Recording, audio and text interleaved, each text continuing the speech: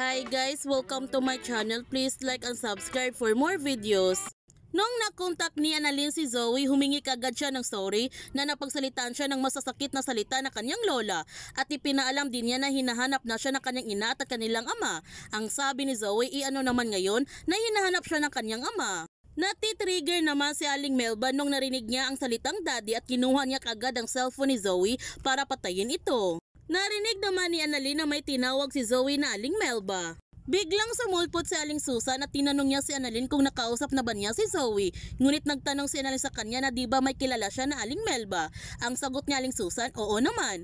Nagtanong ulit si Annalyn kung alam ba niya kung saan ito nakatira. At sinabi naman niya kay Annalyn kung saan nakatira si Aling Melba. Gayon pa man, nagtanong si Lynette kay Archie kung nakauwi na ba si Zoe. Ang sagot ni Archie, hindi nga niya ito makontak kanina pa.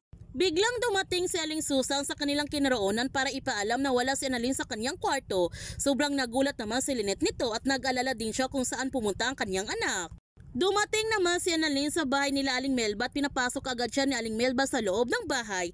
Sinabihan ni Zoe si Annalyn na isang baliw si Aling Melba. Nagalit naman si Aling Melba sa mga sinasabi ni Zoe kaya ikinulong niya ang dalawang bata sa kanyang bahay. May masama kayang gagawin si Aling Melba nila Annalyn at Zoe? Yan ang ating abangan sa abot kamay na pangarap. Kung bago ka pa channel ko, don't forget to like, subscribe, ang click notification bell para palagi kang updated sa mga video sa upload ko. Thank you for watching and God bless to everyone.